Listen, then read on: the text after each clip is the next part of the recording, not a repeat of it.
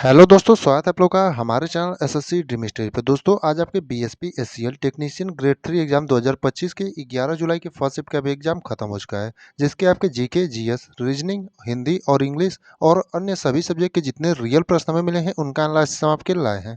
उससे पहले अगर आप लोग चैनल पर नए हैं तो चैनल को सब्सक्राइब करिए और वीडियो को लाइक करिए और अपने दोस्तों के साथ ज़्यादा से ज़्यादा शेयर करिए। तो आइए देखते हैं आज आपके 11 जुलाई के फर्स्ट शिफ्ट में जो है टेक्नीशियन ग्रेड 3 के कैसे कैसे क्वेश्चन पूछे गए थे। तो पहला क्वेश्चन आपका पूछा था, प्रथम आंग्ल मैसूर युद्ध कब हुआ था। यानी कि आपका जो प्रथम आंग्ल मैसूर युद्ध है दोस्तों आपका कब हुआ था, ये क्वेश्चन आपका पूछा था। तो जो प्रथम आंग्ल मैसूर युद्ध है दोस्तों आपका 1767 से 1769 तक हुआ था। यानी कि आपका जो सही उत्तर हो जाएगा 1767 से 1769 हो जाएगा।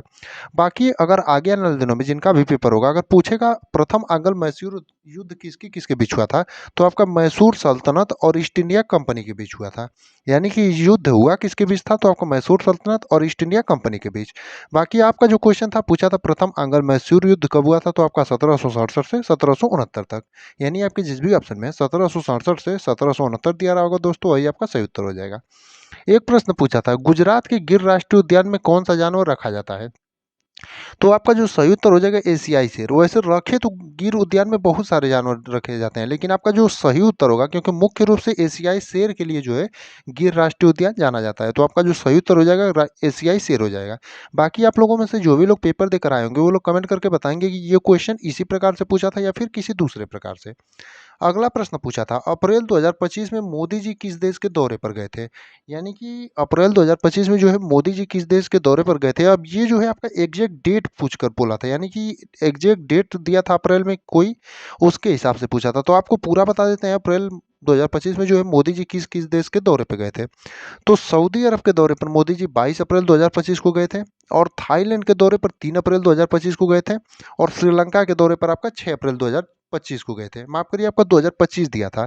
अप्रैल 2025 में मोदी जी किस देश के दौरे पे गए थे, तो आपका सऊदी अरब 22 अप्रैल 2025, थाईलैंड 3 अप्रैल 2025 और श्रीलंका 6 अप्रैल 2025। अब आप लोग देख लीजिएगा कि आपका 6 अप्रैल पूछा था या फिर 3 अप्रैल या फिर 22 अप्रैल।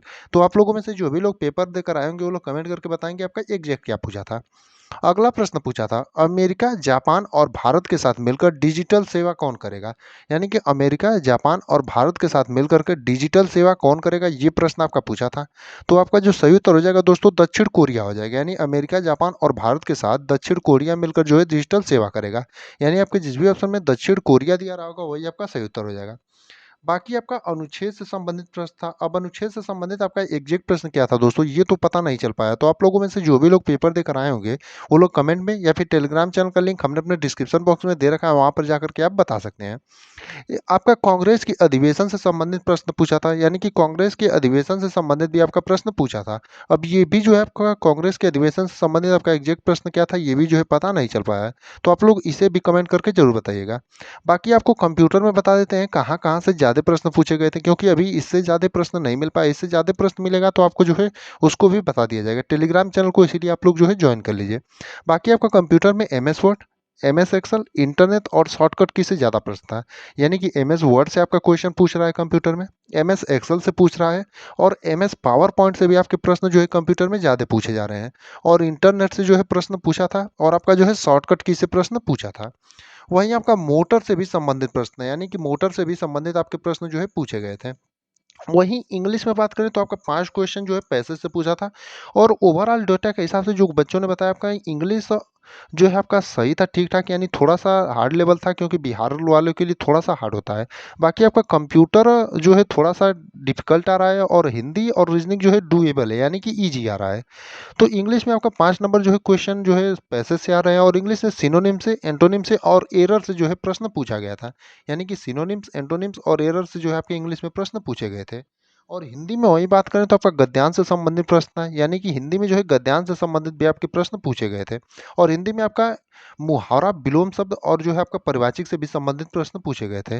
वहीं रीजनिंग की बात करें तो रीजनिंग में जो है आपका coding, decoding, puzzle, blood relation और आपका डायरेक्शन टेस्ट, इन्हीं से जो है ज़्यादा प्रश्न पूछे जा रहे हैं।